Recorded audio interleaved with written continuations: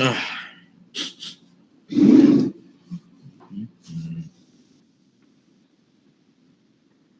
Tenemos un minuto para que se conecten los demás, si es que.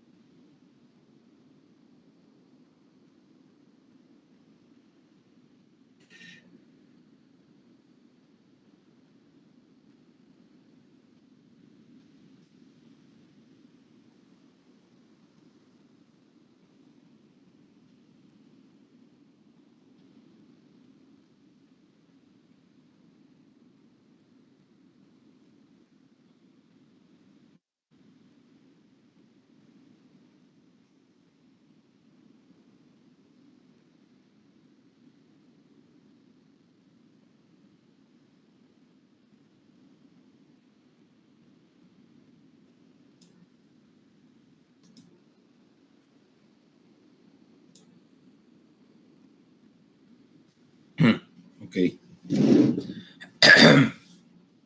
Bien. Entonces, vamos a ver cómo estamos hoy. El laboratorio es hoy, ¿verdad? Hola. Sí, es hoy. Okay. Recuerden que el miércoles chequeamos. Entonces vamos a ver alguna cosita. Vamos a poner. Y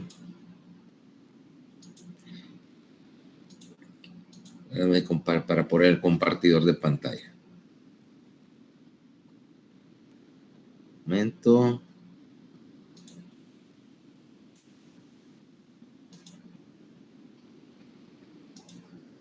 Ahí. Ahora sí. Entonces, bueno, el tema de hoy es, vamos a la parte motora del sistema. Vamos a hacerlo así. Hoy vamos a hablar de la distribución de los reflejos medulares. La parte de, vamos a poner acá en YouTube.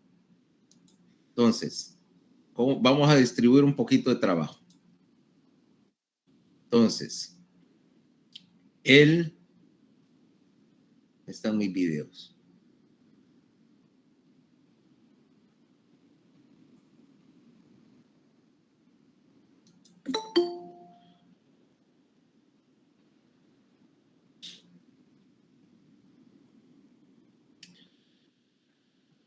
Permítanme un momentito. Entonces, aquí están sistemas motores involuntario y voluntario. Esto es para que ustedes lo vean por su cuenta. ¿Okay? Ese se los voy a dejar en el transcurso de la semana. Hoy vamos a hablar de los reflejos medulares. Mañana empezamos a hablar de la neurofisiología visual. ¿Ok? Entonces, tarea, estos dos videos o clase offline con estos dos videos y hoy el tema del cual vamos a hablar. ¿Cabal? Está bien, Leite. Listos. Entonces, la idea es que hoy vamos a hablar, pues, entonces de integración de los reflejos motores. ¿Por qué? Si nosotros consideramos el sistema motor, la mayoría de la gente igual, tantas veces pasa en neurociencia, tiene una idea un poco limitada de lo que realmente es la actividad motora. Normalmente vos estás considerando que la actividad motor es puramente una cuestión cortical y sabes que el sistema motor empieza en la corteza, se distribuye por la cápsula interna, viaja por la cápsula interna, va a la médula y controla los músculos. Y bueno, eso es correcto, pero es incompleto. Incompleto porque realmente vos tenés 3 sistemas motores o 3 influencias directas. Ya vimos el músculo y vimos que necesita un control, ¿verdad? Obvio. Pero lo que estás viendo ahí es el sistema primario de control, el sistema alfa de control, que te da señales de encendido y parada de la contracción muscular. Pero el problema es que yo no puedo delegarle todas las funciones a la corteza. Primero, por razones de espacio. Segundo, porque la corteza, como tal, sistema cortical, es fenomenal para planificar y organizar el movimiento. Pero como ya hemos mencionado más de alguna vez, nos encarga de una serie de detalles. Primero, el mantenimiento de la posición, porque en esencia, tu corteza solo está trabajando cuando el sistema motor o cuando hay una orden activa de moverse. O sea, si me dicen, por ejemplo, no sé, asuma X posición, o sea, extende un brazo para arriba y el otro para el lado y ponete así como que son la estatua de la libertad. En ese momento, el sistema cortical trabaja. Pero una vez que me dicen mantenga la posición, la corteza no es, si vieras la actividad de la corteza, es esencialmente cero. 2, cuestiones como la fuerza muscular o como el mantener la contracción contra una carga, contra una resistencia, la corteza no se entretiene en eso. Vaya. ¿Sí? Como te dije, solamente es la planificación. Para ese efecto, tener 2 sistemas separados, que interdependientes en realidad, pero que no entran en tu concepto de que la corteza controla el movimiento. El primero es lo que llamamos el sistema motor involuntario. ¿Ok? O sea, cerebelo y ganglios basales, esencialmente, con un punto de convergencia que es el núcleo rojo. Y la formación reticular también, que está regulando la actividad global de todo el sistema motor, incluyendo la corteza. Ese es uno.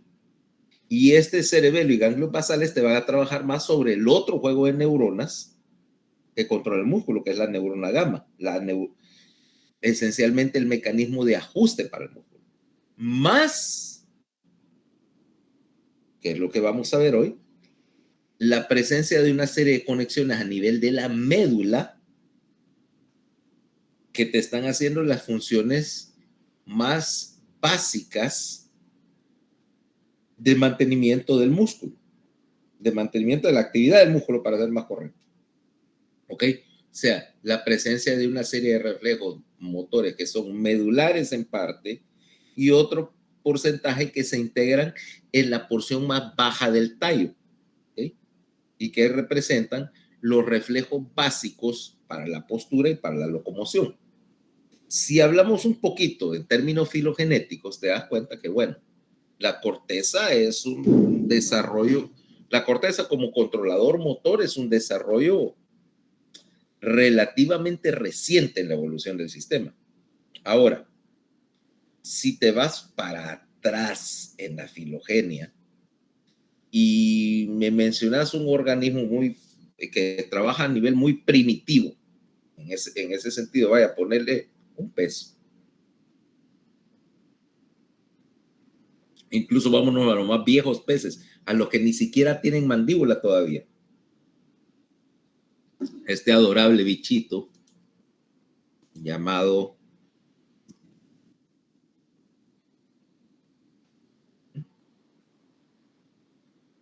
Esos adorables peces que ni siquiera han desarrollado mandíbula, ¿va? Si te das cuenta, no son ni siquiera bonitos de ver. Solo tienen, mira, ni siquiera tienen mandíbula, y en estos sistemas nerviosos centrales es una cosa súper primitiva. ¿Ok? Solo tienen dos, como decía yo en neuroanatomía, solo tienen dos características que lo redimen. Uno, que nos sirven para explicar cómo, por ejemplo, la médula se encarga en ellos del control motor y la corteza casi ni siquiera existe. Y dos, su característica principal, son deliciosos. ¿Ok? ¿Verdad? Los peces se clasifican en dos tipos: los deliciosos y los que hay que echar de vuelta al agua. Entonces, ¿cómo trabaja entonces un sistema de corte puramente medular para integrar o para regular la actividad del músculo? Y aquí vamos a hablar de la cuestión corporal. No vamos a dejar por un lado los músculos faciales y otra cosa. Eso es un nido de ratas ahí donde no me interesa meterme hoy. No me levanté con ganas de discusiones complejas. Entonces, básicamente, la idea es que si vos ves la médula, tu neurona motora o tu organización implica que hay una serie de neuronas acá. Este es, para ser más correcto, que está un poquito, este es el asta gris ventral. Y aquí tenés dos tipos de motoneuronas. Una es la del control primario del músculo, que es una motoneurona alfa. Acordate, una fibra rápida que va a inervar tu célula muscular, tu fibra muscular. La otra es una neurona más pequeña, que es la neurona gamma. Gamma lo que se encarga es del control de la fibra intrafusal, o sea, del uso muscular.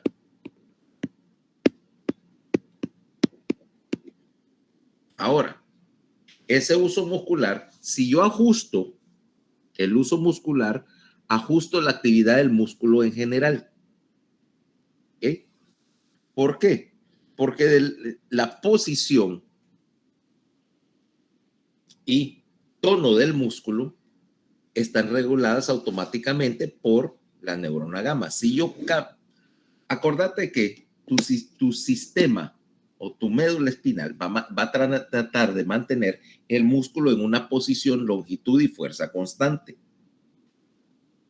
Si yo cambio el ajuste de esta neurona, cambio el punto de ajuste en el músculo. Por lo tanto, lo puedo relajar, lo puedo estirar o lo puedo contraer en una forma global.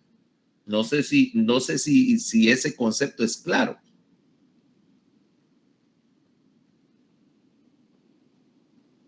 ¿Por qué? Porque entonces ya puedo dividir el control en dos partes. Gamma me va a mantener el músculo en donde esté. Alfa lo va a cambiar de posición. ¿Ok? O sea que tengo una neurona básicamente que me está cambiando la posición del músculo y otra que me lo está manteniendo en la última posición de donde lo dejé. No sé si así es más simple la idea de lo que está pasando ahí. Ahora, estas neuronas que están en el asta gris ventral obviamente no trabajan solas. De hecho, bajo condiciones normales, no deberían activarse si no reciben una señal de algún lado. ¿Okay? Por el músculo no es, si pudieran contraerse solas, ese músculo sería autónomo del control central y bueno, eso va a ser un problema. Entonces, ¿de dónde estoy recibiendo señales? Primero, aquí genéricamente pusieron fascículo corticoespinal. Lo vamos a poner en una manera más anatómica. Permitid. Las vías corticoespinales, de hecho, son así, más grandes.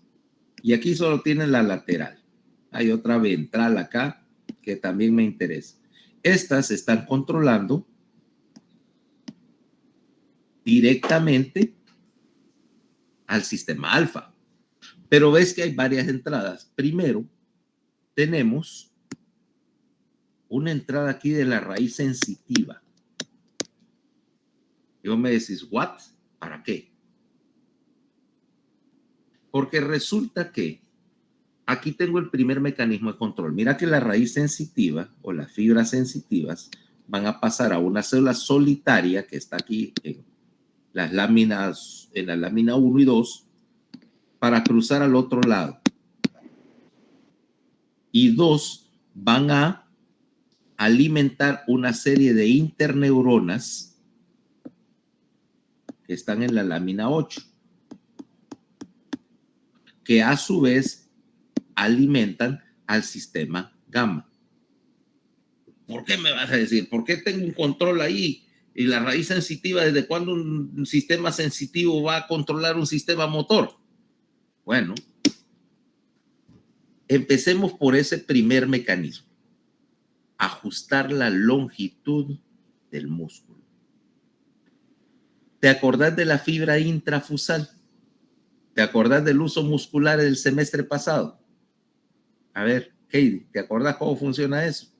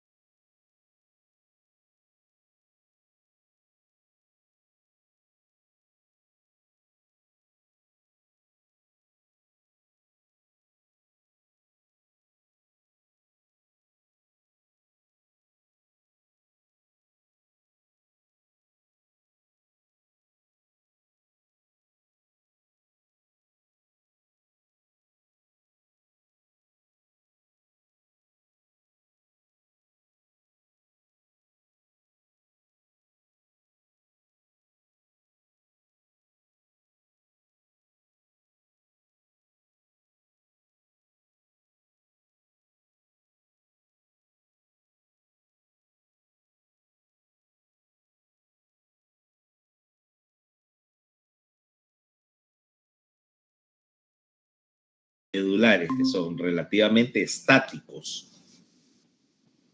me sirven para mantener el músculo en donde lo dejé.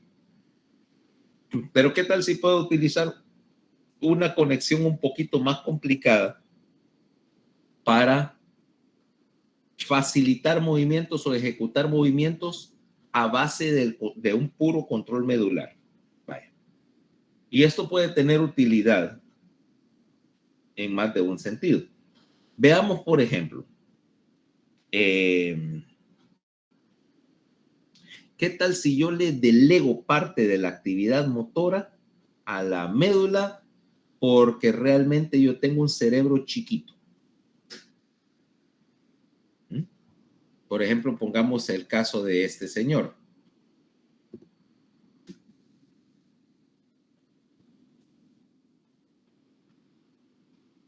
Este lo has visto alguna vez, ¿va? Sí. Son muy populares entre los niños de primaria. Ahora, vos ves este gran animalote gordo con una cabezota chiquita y esa cosa era un poco más grande que un elefante, pesa unas 3, 4 toneladas. ¿De qué tamaño era el brain de él? Bueno, no muy grande. No muy grande. Era del tamaño de una nuez. Imagínate, un cerebrito así. Cerebrito así. Y vos me dirás, bueno, porque ese cerebrito, yo sé, obviamente nadie le va a dar un doctorado en nada, ¿va? Un doctorado en nada, era grande y bruto y gordo. Pero ¿por qué podía hacer eso? Porque un montón de sus funciones motoras, que eran bien estereotipadas, bien primitivas, habían sido delegadas a la médula. Y el sector del asta gris ventral, por ejemplo, región lumbar, que controlaba los miembros inferiores a la cola, era más grande que todo el encéfalo. Tenías un paquete de neuronas que se encargaba de automatizar esos movimientos. Ahora, me vas a decir, pero yo tengo un cerebro mucho más grande que un estegosaurio. Y de acuerdo, tu cerebro es mucho más grande y mucho más capaz. Pero ¿qué tal si yo puedo automatizar ese tipo de reflejos? Y entonces la corteza solo le envía una señal condensada a la médula que diga, hey, activa tal reflejo. O, mejor aún, mantenerlos activos todo el tiempo y solo uses la corteza para enviar una señal que diga, inhibita el reflejo, porque es como realmente trabaja la cosa. Los reflejos de estos medulares siempre están activos a menos que yo los inhiba desde arriba. Ahora viene el punto. Por ejemplo, dice, tomemos cómo funciona la lógica de control acá. Entonces viene Fernanda y le decimos, asumí alguna posición. Y no estás, por ejemplo, esa postura en ballet que estás así parada de la puntita y con los bracitos para arriba. No sé si tiene un nombre, todo tiene nombres franceses. Estás así parada así y con los piecitos así cruzados. ¿Sabes a qué me refiero? ¿Ah? Sí, sí, sí. Sí. No sé, yo sé que las posiciones ahí tienen nombre, pero no me preguntes, yo no soy muy bueno para el ballet y se nota, ¿va? Y eso Quinta que no has visto. posición. Quinta. Ah, que tiene un número. Bueno, ahora, asumir la posición y utilizar tus reflejos medulares para bloquearla, para quedarla ahí. Te podrías mantener ahí, bueno, mientras el músculo sea capaz de contraerse, o sea, mientras haya ATP y neurotransmisores, te vas a quedar así, o ese lock, movimiento, lock. Ahora, ¿querés cambiar de posición? Envía una señal de la corteza a la médula que diga destrabar para poderte mover. Y agarraste, no sé, si existe una quinta posición, supongo que existe una sexta posición, cualquiera que esa sea, ¿va? asumí la sexta posición, trabajo de la corteza, lock otra vez, y te quedas en sexta posición. Y ahora te digo otra vez a quinta. Quinta, lock. ¿Ves que entonces yo estoy utilizando el poner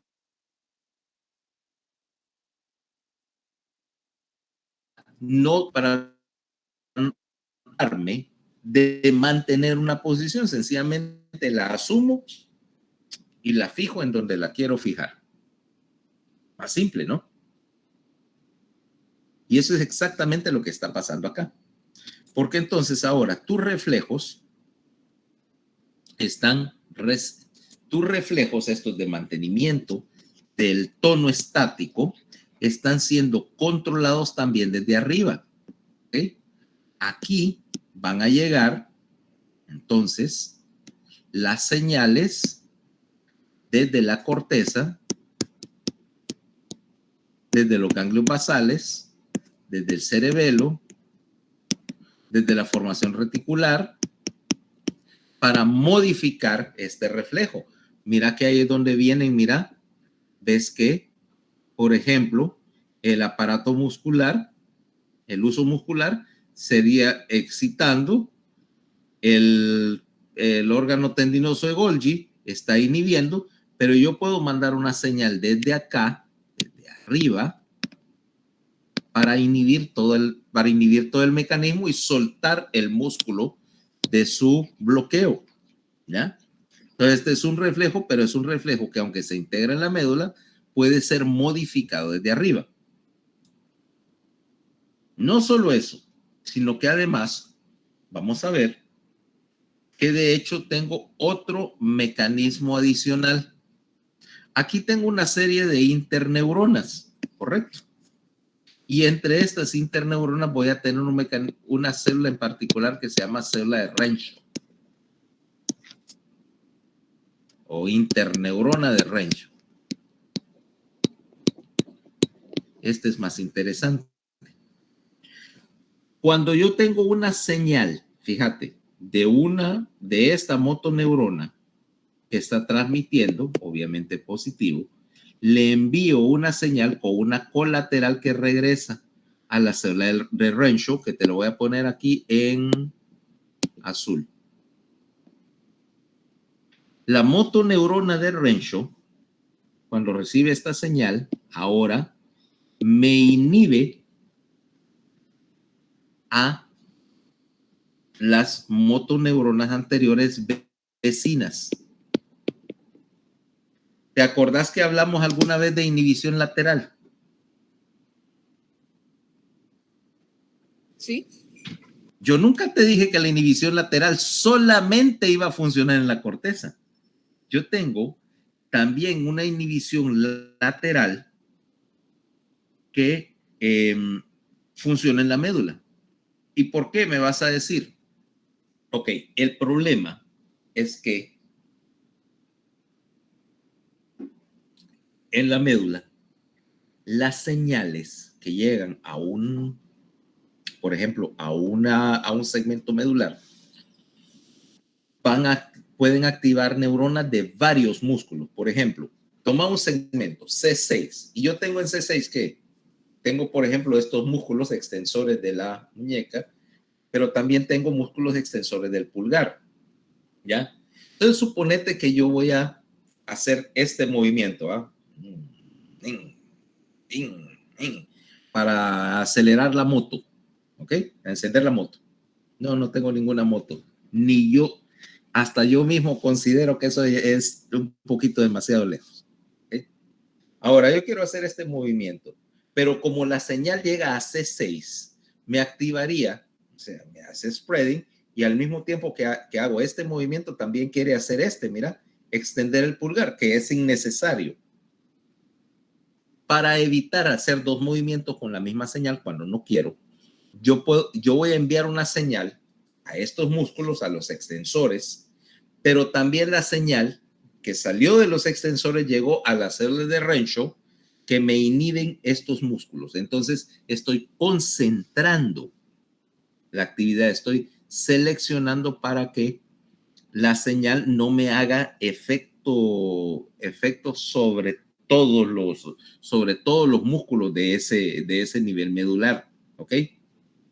O, de hecho, también tiene una ventaja. ¿Qué pasa si yo tomo acá en una célula de Renshaw y esta célula de Renshaw, de hecho, inhibe a la misma neurona que lo generó? Fíjate que ahora tengo esto.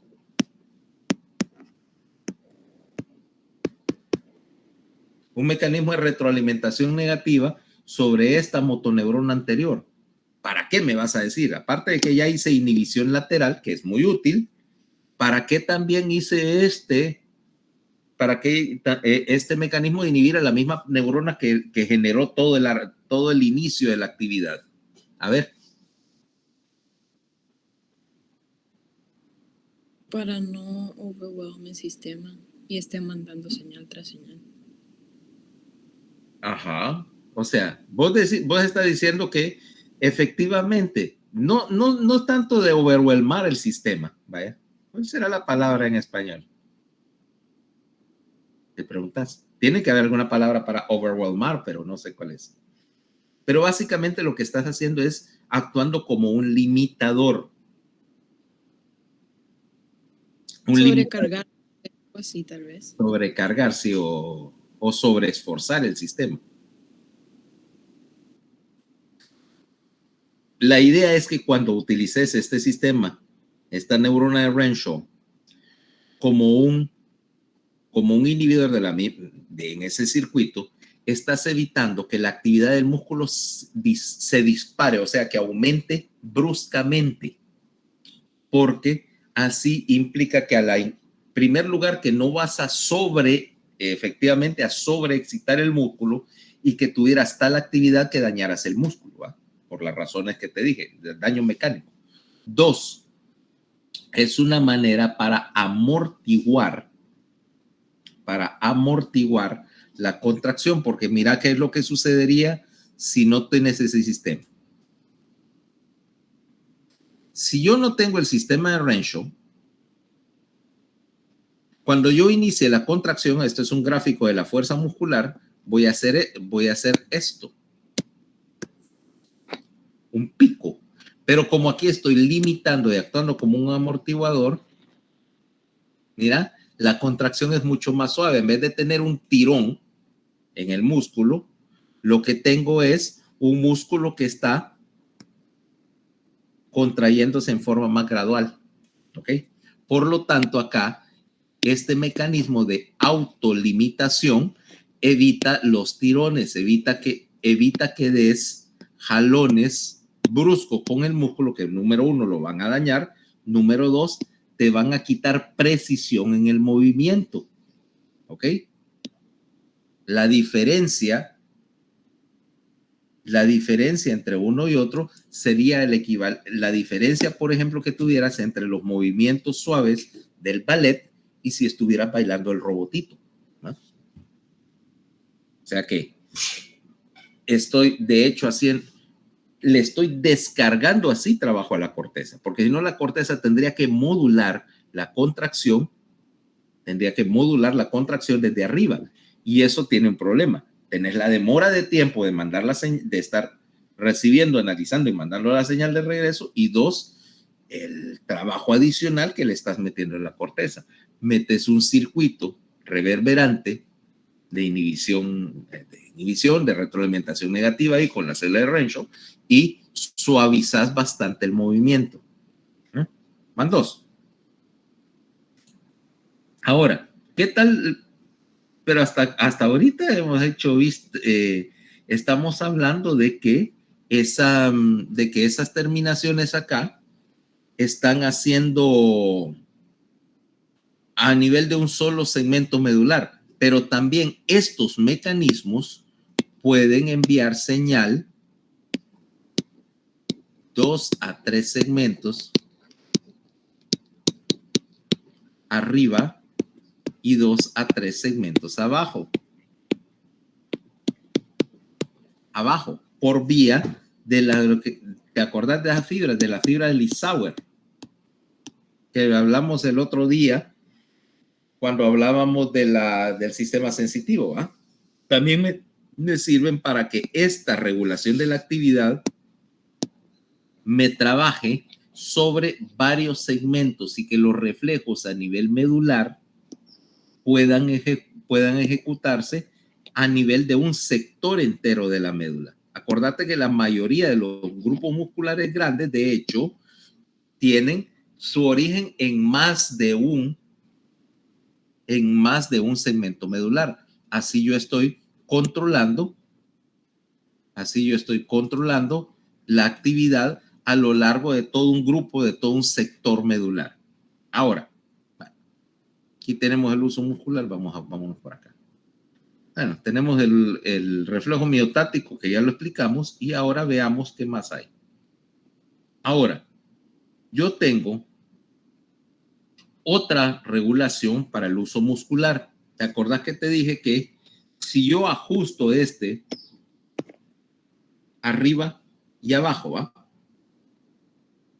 El uso muscular si yo ajusto el reflejo, ajustando el uso, ¿ok? Yo ajusto el reflejo ajustando el uso muscular.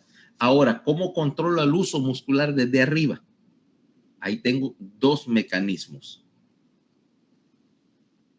Ese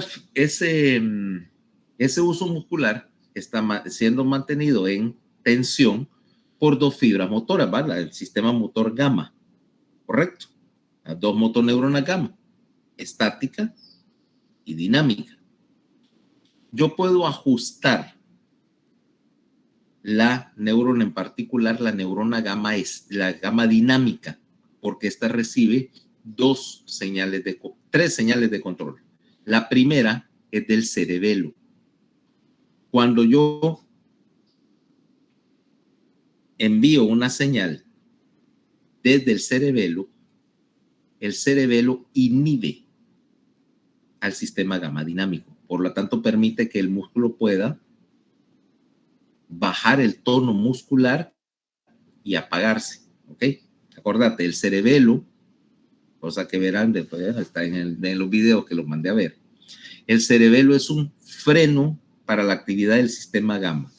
Si yo freno el sistema gamma, freno la actividad motora en un todo. ¿Cabal? 2. Los ganglios basales, en particular los circuitos del pálido. El pálido también me va a ajustar la actividad gamma, pero esto lo va a hacer en forma dinámica. Acordate que la diferencia es esa. Control de tono estático lo hacía la médula, pero ahora el control dinámico del uso muscular lo hacen los ganglios basales. Dinámico quiere decir que puede adaptarse a la situación. Por ejemplo, lo que te decía, algo tan simple como caminar, donde vos estás balanceando tu peso entre uno y otro de tus pies. Y que al hacer eso estás cambiando la carga sobre ese músculo. ¿Ok? Bajo el mismo sentido de que yo tenga, por ejemplo, un objeto, un peso o una carga. Imagínate, no tengo. Por ahí andaba es que el otro día andaba acordándome de peso porque encontré que por alguna razón en la bodega tengo una bolsa así con algo así como 10 kilos de plomo, de pesos de pesca de plomo. No me preguntes para qué, porque yo no pesco nada, pero no sé en qué momento a mí se me fue la locura de ir a comprar un saco de esas cosas. ¿Ok? Entonces imagínate, yo tengo esa masa, unos 10 kilogramos de peso,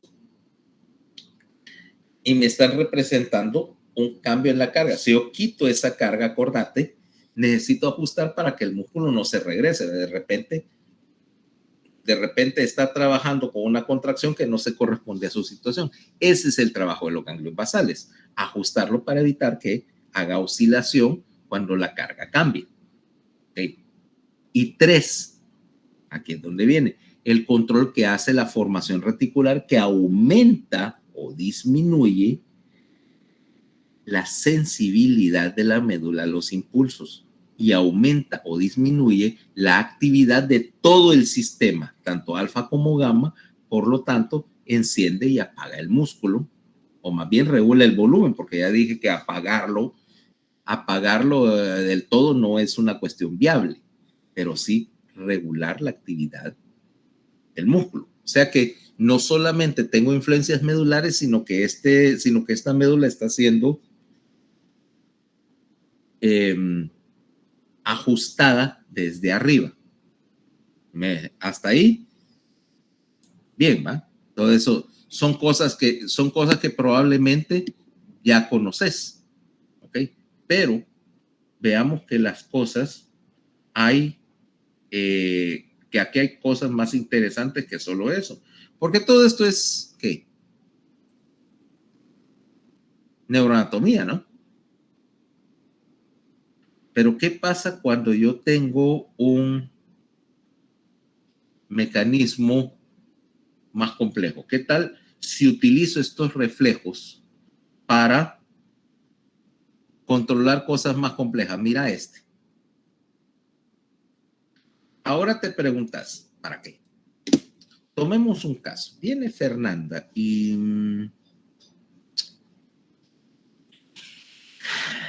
¿qué está haciendo esta vez? Así. Fernanda está jugando un juego peligroso. Se metió a la cocina. ¿Ok?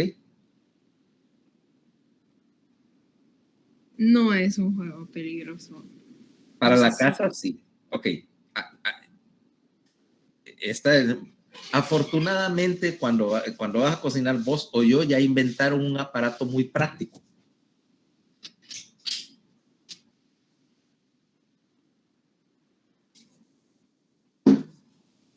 Se llaman extintores.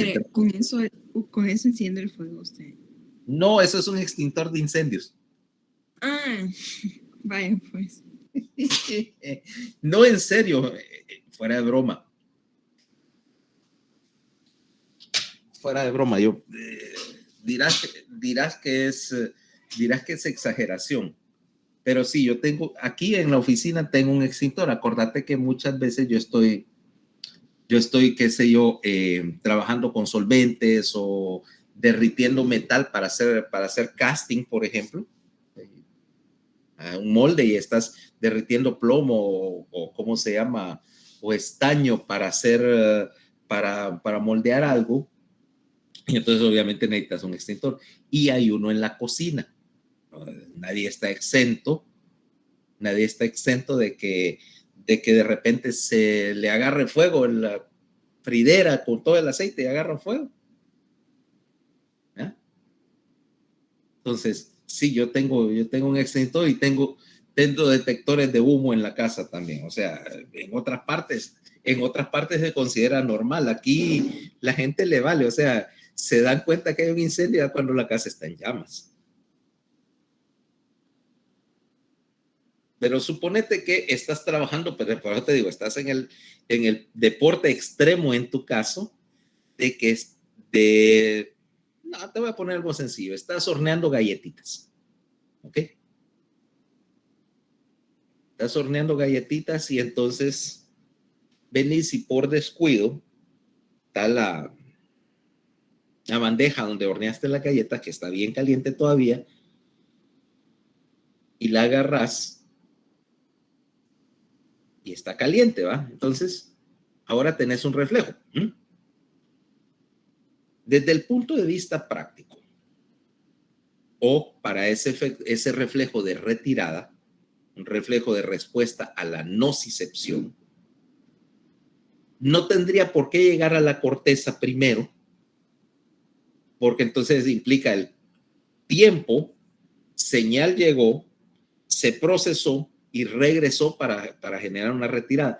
Te das cuenta que en el tiempo que tomó probablemente ya te quemaste.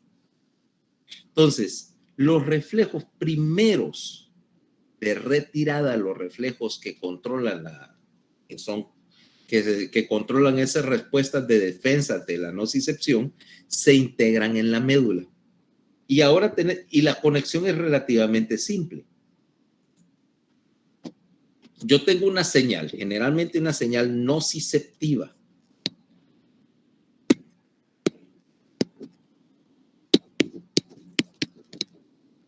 Entró, lámina 1, pasó por la lámina 2, cayó a la lámina 5-6, ¿va? Dolor. Y por acá, entonces ahora me va a trabajar excitando los músculos flexores. Reflejo flexor o reflejo de retirada. ¿Ok? Si te das cuenta, es retroalimentado positivamente, porque vos querés la respuesta más rápida posible. Las señales nociceptivas viajan de la lámina 6 a la lámina 9 y de ahí a las neuronas alfa de los músculos flexores, ¿ok? De los músculos flexores y me contraen un flexor. Pero al mismo tiempo, ahí es donde viene que aquí hay una colateral y la colateral en este circuito me inhibe al extensor. ¿Ok? Y en general, en la médula, también mediante el sistema parecido al sistema de Renshaw, tenés otro mecanismo. ¿Te acordás que te dije, por ejemplo, que yo quiero contraer este músculo y yo quiero relajar el opuesto, el oponente a él, para no pelearme contra mí mismo? Lo puedo hacer a nivel de la corteza, de acuerdo, y en la corteza ya hice un poco de inhibición, pero en la médula hago la otra mitad de la inhibición. Cuando yo tenga cualquier reflejo de contracción muscular, una colateral va a inhibir al músculo que se opone a lo que yo quiero hacer. O sea que cuando yo contraiga un flexor, inhibo el extensor y viceversa. Esto es particularmente notable en los flexores porque los reflejos de nocicepción implican retirada, implican flexión. ¿Sí? Sí. Ok. Pero aún hay más. Si usted llama en los próximos 20 minutos, le damos absolutamente gratis otra conexión inhibidora. Llame ya, nuestras operadoras están esperando. Cuando yo haga este reflejo flexor, voy a ver que aquí estoy haciendo inhibición recíproca. Y mira qué es lo que sucede. Vamos a poner acá. Flexor. Al mismo tiempo, una colateral. Inhibición. Pero la señal no solamente cruzó al flexor de este lado, sino que cruzó al extensor del otro lado. Fíjate, flexor izquierdo, extensor derecho. Cuando yo haga este tipo de movimientos de retirada para mantener, entre otras cosas, el balance, yo flexión, extensión. Ese tipo de reflejo se llama reflejo de extensor cruzado y tiene muchas aplicaciones. Primero veámoslo con la nocicepción.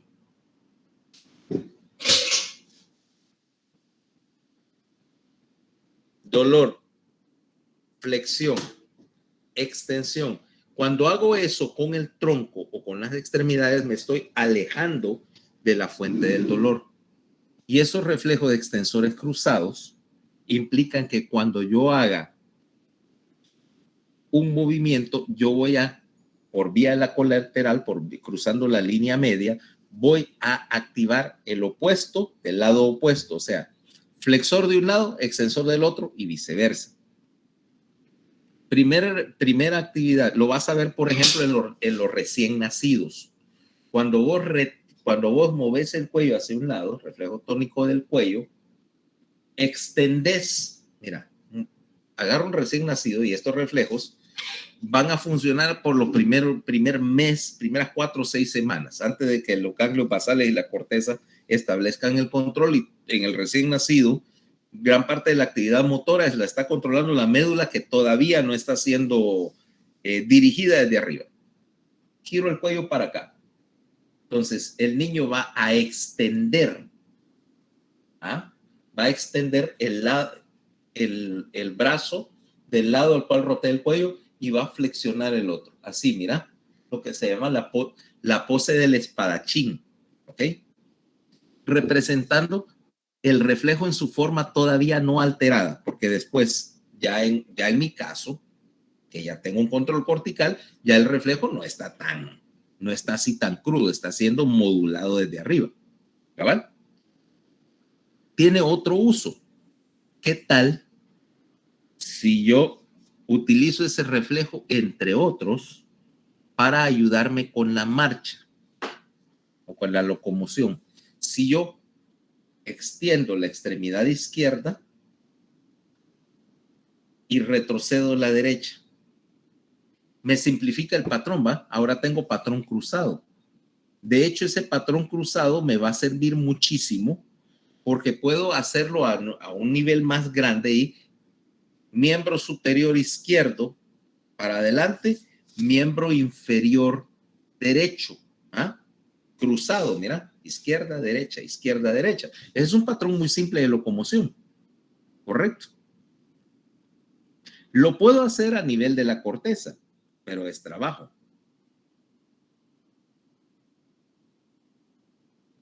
Con los núcleos olivares, que eran el primer control central del movimiento. Pero los núcleos olivares incluso pueden delegar parte de ese control a la médula. Y ahora que hice ese reflejo cruzado, entonces puedo mantener el equilibrio mucho más fácil. ¿Por qué? Mira qué es lo que pasaba antes de que existiera ese reflejo. Movía las dos extremidades del mismo lado y luego, primero las dos de la izquierda, luego las dos de la derecha. Entonces agarrabas aquel bamboleo, ¿va? Eso no es ni estable ni eficiente. Pero si yo tengo brazo izquierdo, pierna derecha primero e inhibo los otros dos para evitar querer mover las cuatro extremidades a la vez.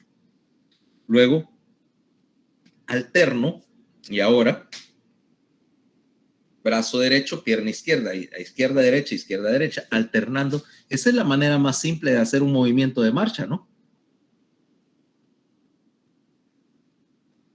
Sí. Simplifiqué mucho dejándole, porque es una actividad estereotípica, repetitiva, no tiene nada de ciencia. Más fácil dejárselo a la médula. Y el principio básico de operación acá es precisamente ese. Mecanismos repetitivos, estereotípicos, pero que no requieren más que volver a hacer el mismo movimiento un montón de veces, dejárselos a la médula. Ok. Entonces, bueno, ustedes van a bioquímica, ¿correcto? Entonces, vayan ahí a bioquimicarse. Nosotros vemos mañana, solo falta un pedacito de ver acerca de lo que llamamos reflejos de marcha y reflejos tónicos. Y mañana el tema va a ser la neurofisiología de la vigilia y de la conciencia. Voy a dejar visión para después. ¿Ok? Los videos que dejo, ¿hay que verlos para el día de mañana o para esta semana? Para esta semana. ¿Ok? Ok, listo, gracias. Gracias, doctor. Listo, bye.